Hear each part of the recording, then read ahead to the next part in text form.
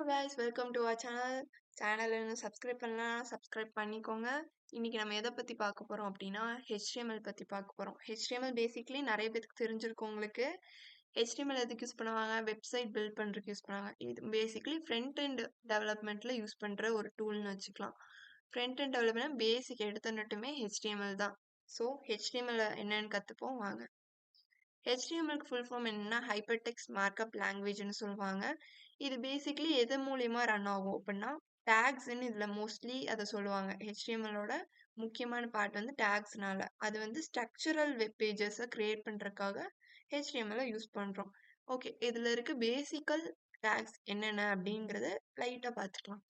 HTML அதுதான் opening and last ending of the HTML டாக்குமெண்ட்டுக்கு use பண்ணுற ஒரு டேக். அது இல்லாமல் ரன் ஆகாது HTML. Next head tag. Head டேக்ல ஹெட்டிங்ஸ் டைட்டில் அதெல்லாம் நீங்கள் கொடுத்துக்கலாம். Next title for the specific title of the HTML tag. Next body tag is most important. Body டேக்ல நீங்கள் வந்துட்டு இமேஜஸ் ஆட் பண்ணலாம், லிங்க் ஆட் பண்ணலாம், டெக்ஸ்ட் எவ்வளோ பேராஸ் இருந்துச்சுன்னா ஆட் பண்ணிக்கலாம். H1 H2 H3 until H6 வரைக்கும் இருக்கு ஒரு டேக். எதுக்காக அந்த டேக் இருக்கு அப்படின்னா நம்ம இப்போ ஹெட்டிங் எழுதுறோம்னு வைங்க, ஒரு ஹெட்டிங் கொஞ்சம் பெருசாக தெரியணும் அப்படின்னு நினச்சோன்னா H1ல கொடுக்கலாம். அதோட கொஞ்சம் சின்னதாக வேணும்னா H2ல கொடுக்கலாம். இந்த மாதிரி இதுக்கெல்லாம் யூஸ் ஆகும் இந்த H1 H2 டேக்ஸ்லாம். Next paragraph tag. Pல ஸ்டார்ட் ஆகும். That is a paragraph take.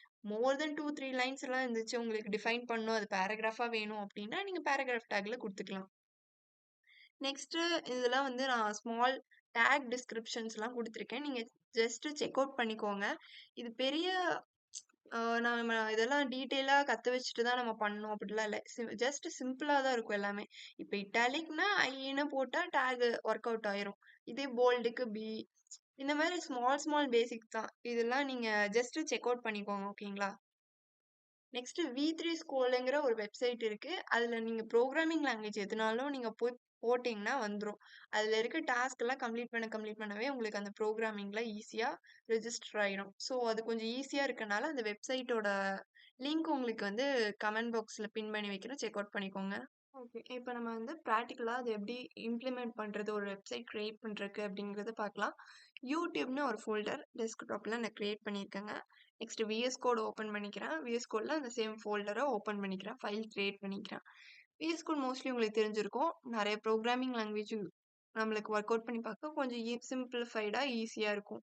So VS code install பண்ணவங்க பண்ணிக்கோங்க. அப்படி இல்லைன்னா நோட்பேடில் நீங்கள் டைப் பண்ணி .htmlங்கிற எக்ஸ்டென்ஷனோட கண்டிப்பாக சேவ் பண்ணணும். சேவ் பண்ணிட்டு நீங்கள் அந்த காப்பி பாத் பண்ணி ரன் பண்ணிக்கலாம் நம்ம ப்ரௌசரில். ஓகே, நம்ம இது எப்படி பண்ணுறதுன்னு பார்க்கலாம். ஃபஸ்ட்டு HTMLனு ஒரு டேக் க்ரியேட் பண்ணியாச்சா? நெக்ஸ்ட்டு டைட்டில் டேக்ல நான் யூடியூப்னா கொடுக்குறேங்க. நெக்ஸ்ட்டு க்ளோஸ் பண்ணணும். சாரி, இங்கே ஓப்பனிங் பிரேசஸ் போடல தான் மிஸ்டேக்.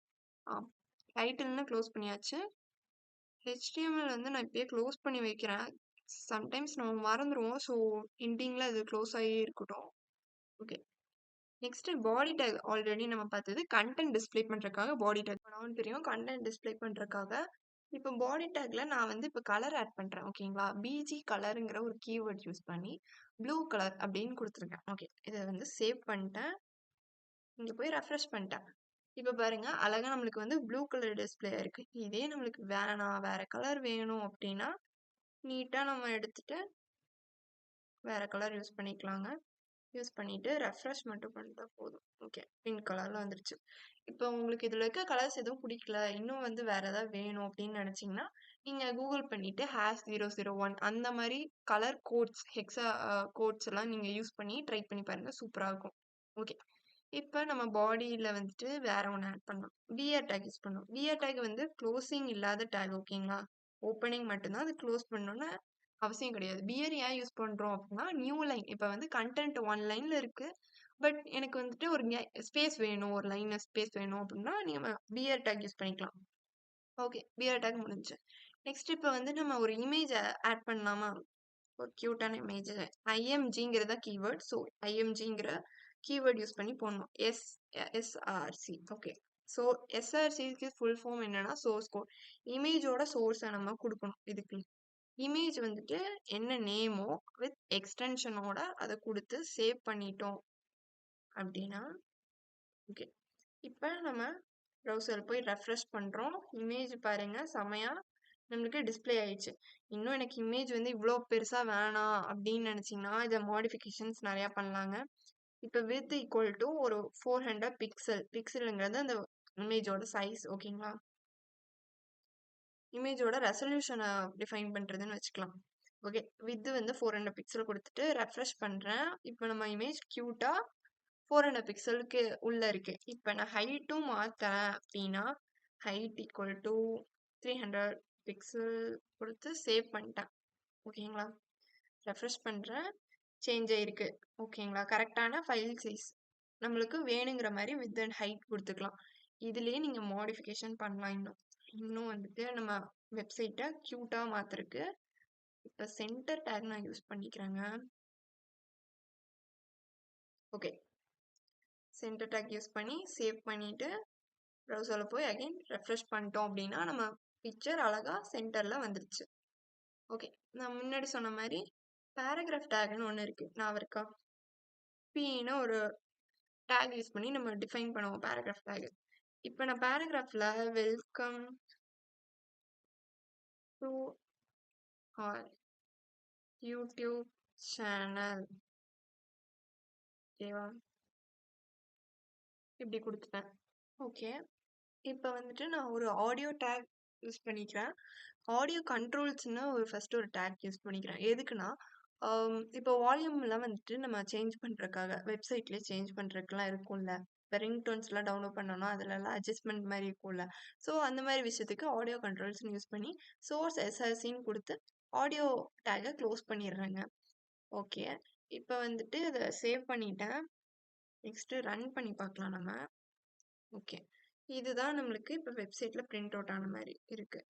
இதை வந்துட்டு நம்ம வால்யூம் அட்ஜஸ்ட் பண்ணிட்டு ப்ளே பண்ணி பார்க்கலாம். வெப்சைட்ல ஆடியோ கிரியேட் பண்ண முடியுங்க. ஒரு வெப்சைட்ல ஹெட்லைன், டெக்ஸ்ட் இது மாதிரி விஷயங்கள், இமேஜ், ஆடியோ இதெல்லாம் எப்படி ஆட் பண்ணணும் அப்படிங்கிறதெல்லாம் நம்ம கற்றுருப்போம்.